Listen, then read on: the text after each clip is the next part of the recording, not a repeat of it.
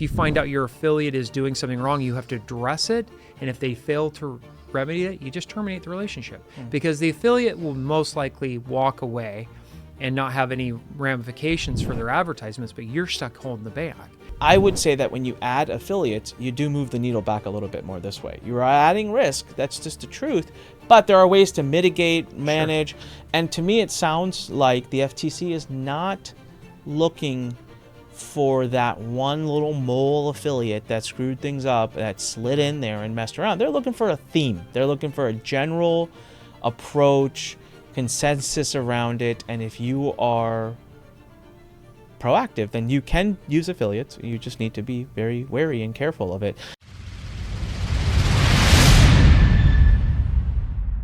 Welcome back to Don't Say That. You all right there, buddy? I'm ready, man. All right. Man, this is okay? the 7th podcast for today. We right. woke up at 5 a.m. It was 4 o'clock my time. I'm just going to put this on the record. Greg is not feeling well. I have officially broken our compliance attorney. Listen, I'm here. Another podcast. Let's go. All right. So for those who don't know, Greg lives all the way in Utah. I live here in Maryland. He came out here. We're actually supposed to be having a legal meeting. He's supposed to be my lawyer. And we've been pushing that off.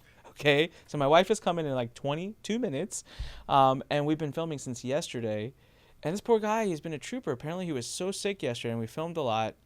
And so, dude, at any point, if we need to stop, no, man, a honey badger.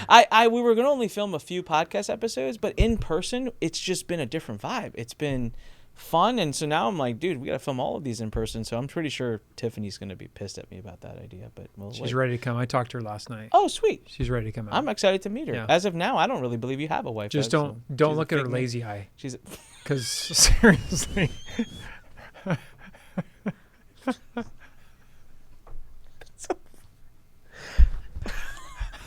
the fuck? I'm not gonna ask. I don't. Whew. All right, we are a serious professional podcast. We talk about serious professional things, such as advertising compliance. Today's episode. All right, cut. I need to take a second. Does she really have a lazy eye? Okay, I don't know. You were laughing and I couldn't help myself. It's like I caught you in such a blank stare moment, like deer in the headlight. Well, I don't know how to react to that. Maybe she does have a lazy eye. Don't. She's looking at you, but you don't know she's looking at you. Just kind of look. Turn your head so you looks like she. So she'll look at you like this. She's really looking at you. Okay. All right. 3, 2, 1, and we're back. It's just for the record. Tiffany does not have a lazy eye. We confirmed during that little break. Whew. All right, we're talking about compliance. Man, one little joke back to compliance. Takes us off course. This is why I was just saying, doing them in person is just so much better because this guy's a total clown in person. And on Zooms, he's all serious. Affiliates. We're talking about affiliates. We already did an episode where we had one of your past clients come on that was an affiliate and got in trouble because of the main company he was affiliating with got in trouble. So it was a relationship that went this way. Or actually, sorry, it went this way. That relationship went from company to the affiliate. Affiliate gets in trouble. That sucked. It's one of our more popular episodes. Well, so it's the same thing though. What caused Mobe to get hit in the first place was their affiliates that were marketing. So that's what caused the lawsuit, is because the affiliates were their model on that case was that Mobe would go and sell their product to consumers and teach them how to be affiliates. And then they could become their own affiliates, and then they would build that model up. But Mobe was giving content to the affiliates on how and direction on how to do the marketing. So when we had Mike on, he was a major affiliate for Mobe, but what got Mobe in trouble in the first place was the affiliate marketing. That's what led that case in the first place. It is the circle of compliance. And then once Mobe got in trouble, what did they do? It was the affiliates. And so then they went back on the affiliates, and then the top affiliates in that case had to settle with the FTC. It's the name of our next book, The Circle of Compliance. It is. Okay, so the question was, can your affiliates get you in trouble? Yes. The answer is yes. The podcast episode is now over. Record timing. We're good to go. No, this scares me, though. This scares me because and it's funny, I got rid of my affiliates. So here's the thing. there's an irony to this. I love affiliate marketing. Yeah, I think it's great. I love marketing other people's programs as an affiliate. But about 2017, 18, somewhere around there, I got rid of having an affiliate program, mostly because I was tired of dealing with them. It wasn't for the compliance reasons. But today, launching an affiliate program scares the shit out of me. The more time I spend with you, because I'm like, I can't control what we have a lot of people right now, Greg, that are asking to be affiliates of the book and of Compliant Academy. This is actually on, and we're working on the program. Yeah. We are working on it, but I do spend some time debating and thinking. I'm like, gosh, I don't know what they're going to be out there saying. What if they're like, never get sued by the FTC? Read this book. I'm like, well, no. That's not what we're saying. Right. How do you stop it? Do you just say don't have affiliates? Like, how do you monitor what the hell your affiliates are doing? They could be doing stuff that you don't know about. Let's say I got an agreement. You sign the agreement as an affiliate. I say don't do all this stuff, okay? Sure. But I cannot watch the entire internet. I cannot read every email, watch every video, listen to every webinar you do. What do you advise clients? How do I monitor that? So what I do, I have a lot of my clients that use affiliates in their launches and other aspects of their business. And so what we do is we have an affiliate agreement that they sign that basically says, hey, you're going to be our affiliate. You have to represent us as a company in, honorable marketing practices, including compliant marketing practices to make sure that you're following local, state, and federal law.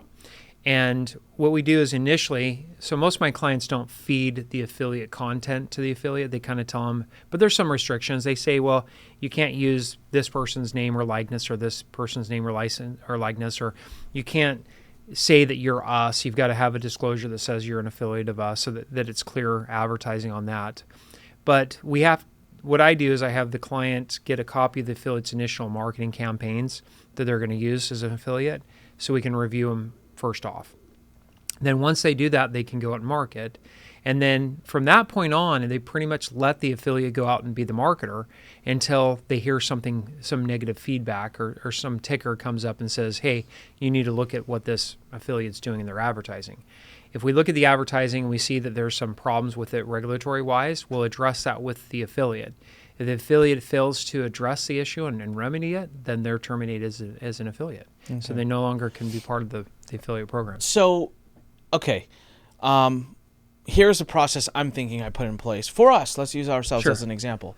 So we will have an affiliate agreement. Yep. We have very specific clauses, rules that we say you have to agree to. Right. Okay, so they agree, they sign off, and we say, okay, go off and do what you do.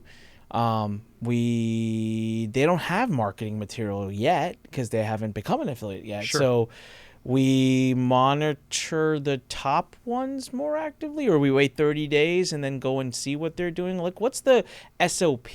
That's part one. And then the other part is, let's say we have all these affiliates. We have 100 affiliates we pay every month.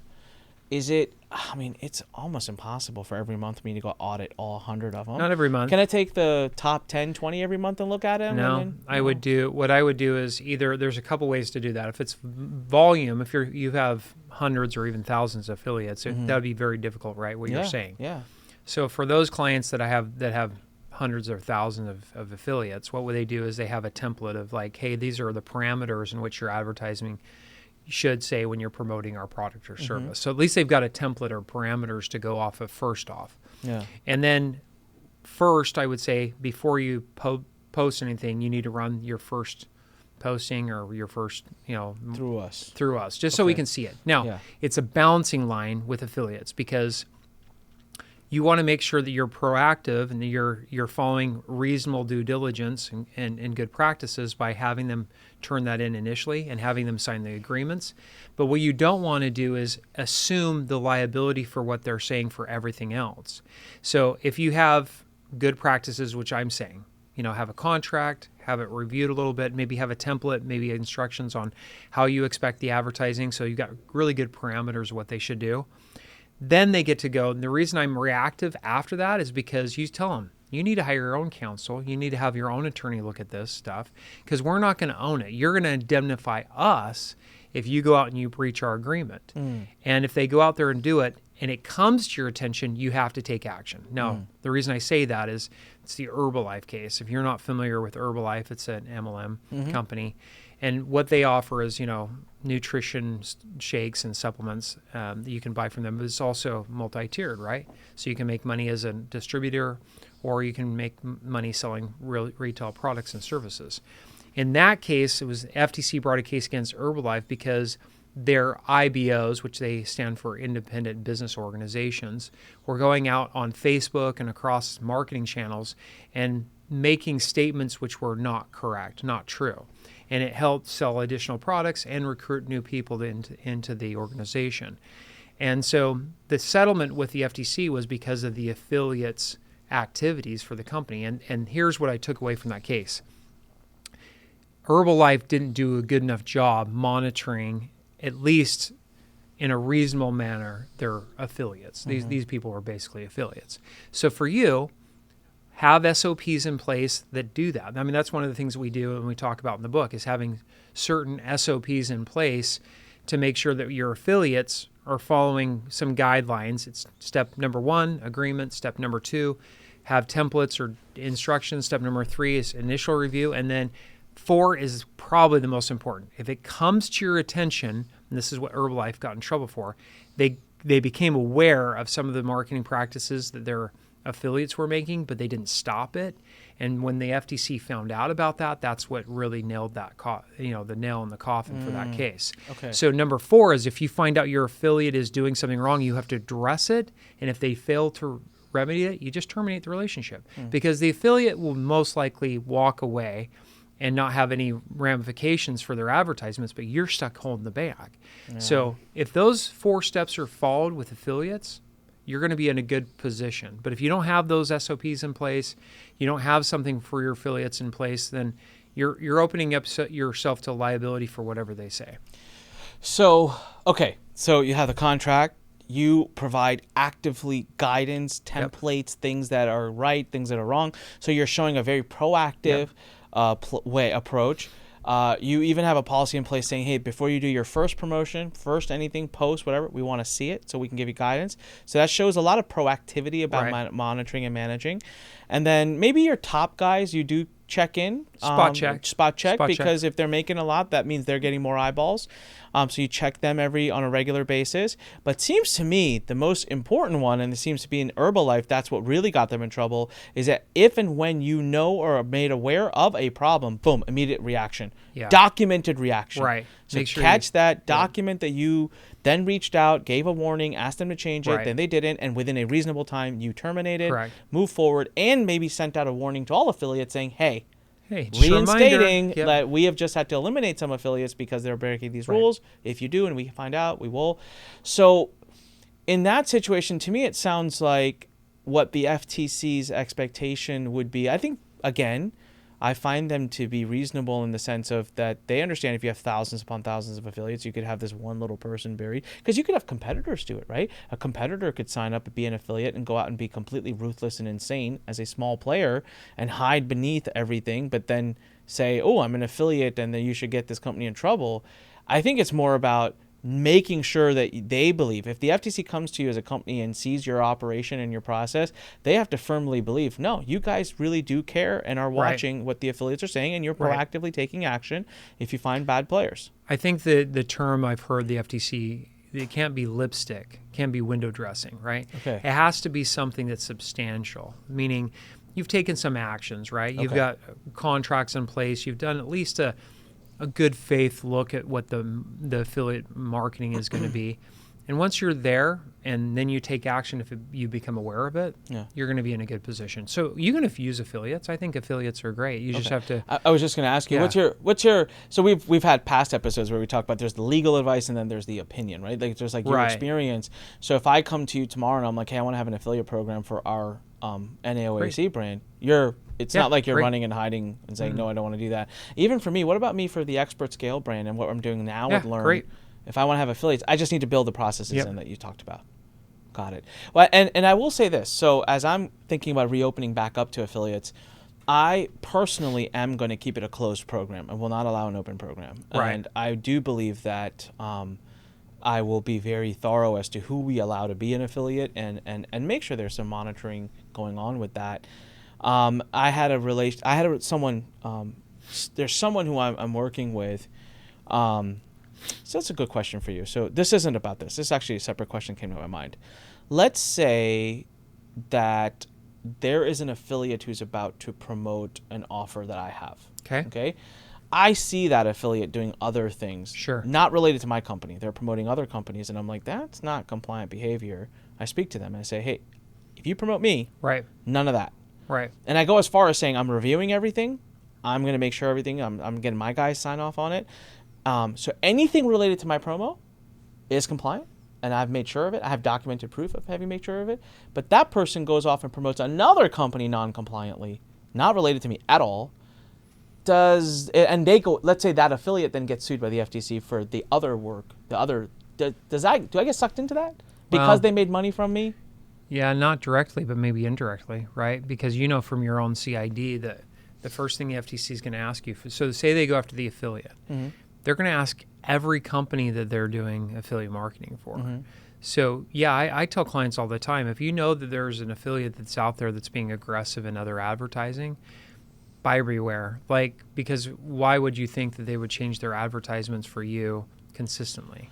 Yeah. Because they're used to that. But you can see what I'm saying. Yeah. The affiliate gets sued, they issue subpoena or discovery requests, and they have to respond. The first discovery request is list all of the current companies you're being an affiliate marketed for. And all of a sudden you're doing it right, but your name's on the list. Now, that doesn't necessarily mean that they're going to bring an FTC action against you. There are a lot of times they don't. But the fact that your name is showing up on a list, and if it shows up multiple times on the same list, that becomes a concern. So that's an interesting point too. As a company, if you're having an affiliate promote you, right, and you look at that affiliate's other stuff and it's really wonky, then that's a red flag, a big red flag to just say, hey, you know what, regardless of how you promote us. Because my case has been, well, I'm going to so in our industry, right, there are affiliates, they'll promote a webinar, and then I'm the one who does the webinar. Sure. So they get people on the webinar. I'm the one who conducts the webinar. I can control the compliance of that webinar because I'm delivering it. And the emails that they send out to get people to the webinar, a lot of times are written by my team because they're lazy, and so they ask for the emails. Right. Again, we can monitor how compliant that is. And then a lot of times those affiliates promote into our funnel, meaning once they come to the webinar, we have the lead. So all the follow through, the closeout and the encores, and it's just done by us. Sure. And so I was thinking, hey, in that situation, it's okay. Yeah, much more in control. You're in control. So can I say, because there are some affiliates, Greg, I'm going to be point blank with you. There are some affiliates who would love to promote the Compliant Marketing Academy that want to do the webinar with us. And I think they could drive some decent volume. It's good attention. It's good exposure. But I've seen some of the things that they're doing for their own business or for outside, and they're not compliant. But if I started using that gauge, I mean, most people aren't compliant. So I'm trying to figure, that's why I'm wrestling with this. Do we do the promo with them as long as we control every aspect of the promo? If you have more control over it, that was the Herbalife case, is that they relinquish control to the affiliates. But if you take more control over it, it's a fine line because you take more potential liability if something's wrong. Yeah. Right. If you do something wrong, I know Mo blamed the affiliates, but the affiliates turned around and said, "Well, they gave us all the templates. We just did what they said." Yeah. So it was kind of a circular argument. So if you're going to take more control, there's nothing wrong with that. You do eliminate some of that risk because you're in control, but you also You add risk. You add risk as well because you're in control. So the argument that it was the affiliate, that comes off the table a little bit. So you have to be damn sure about what you're doing. Yeah, you've got to be. And in my case, I'm using myself as an example right now. As a case study, I am pretty damn sure about what I'm doing because of what I've been through. Yeah. But if I want to have an affiliate promote us, my Expert Scale brand or our NAOAC brand, I can say fine, but I need to have full control. And then, like you said, I need to be I need to make sure I feel really good about everything I'm saying and doing because,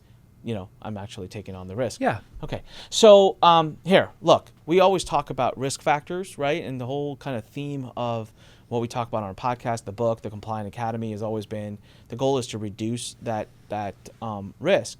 I would say that when you add affiliates, you do move the needle back a little bit more this way. You are adding risk. That's just the truth.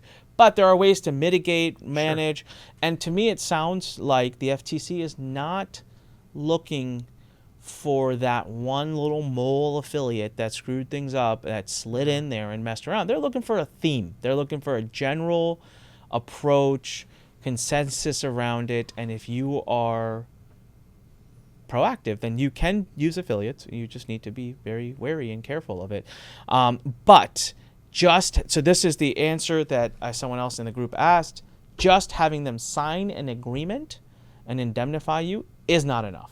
You still have to monitor what they're doing actively. Correct. Okay. All right. Having said that, there's a lot more that you need to know. It's all in this beautiful book that we've had almost 1,000+ sales of.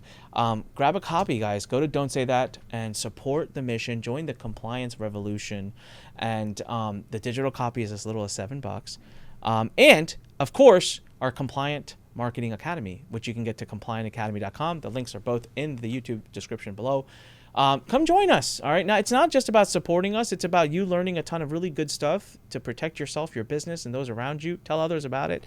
And keep listening to the podcast. Thanks, Greg. Hey, my pleasure. All right. If you want to be a giant, go compliant. And when life pushes you, stand straight, smile, and push it the heck back. We'll talk to you guys later. Bye.